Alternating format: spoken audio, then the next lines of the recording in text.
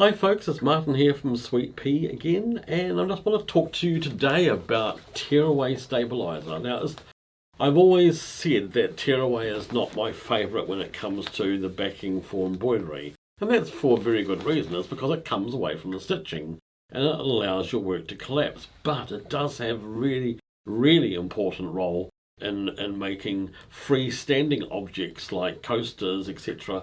Now we tend to use washaway stabiliser for these sorts of things as well, but I would say that in the not too distant future, washaway stabiliser is going to be a little bit hard to get, and so we've got to look at other options. And so washaway, there's washaway and there's heataway, and there's all sorts of products out there.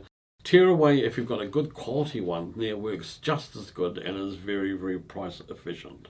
So anything that's freestanding, and which is a solid mass which is freestanding, so it's finished with a satin stitch around the edge, is what we can use the tearaway for. If it was going to be lace or something like that, you don't want the tearaway in between your stitches. Now, it just needs to be on the outside edge, so it's no good for freestanding lace, so save your water-soluble stabilisers for that. So we're making a coaster today, so I'm using a tearaway which is nice and easy to tear.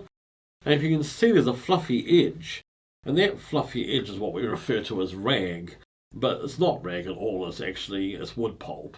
And so it's been made up through either heat bonded or chemically bonded paper with a little bit of wood pulp in it there to hold it together while it's stitching out, because the last thing you want is your work falling out of the hoop before you are finished. That's very important. So we look at the amount of rag. So if your tearaway tears cleanly, it's not going to work for you, because it means that your job is going to fall out of your hoop before you're finished with it. Now I get James to come a little bit closer and just show you how this is just holding on by just hairs, and that's the wood pulp. Because when I push that, see, it's going to come away. But I've had to push it quite heavily for that to happen, because it's holding on nicely. If it was to come out really quickly, it means that I have a high degree of possibility that that would have fallen out of my hoop before I'd actually finished stitching. I do not want that. So it's nice clean tear, but all tearaways give you a little bit of fluff around the outside edge. You can just see that there, it's just a little bit of fluff. And you can abrade it off with your finger or with a lighter. So you just want, with a flame, you can just lightly burn it off. You don't want to melt your thread.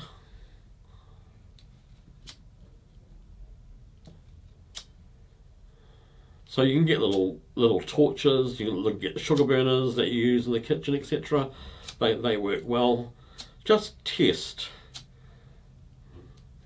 So we're doing it in a closed room and hopefully we don't have any fire alarms. That's fine. And so that's just taken the edge off that. If you wanted to wet your finger and then rub it around the edge, you can. A very light, soft emery board that you buff your nails with, or finish your nails with, and you can actually just take that edge off.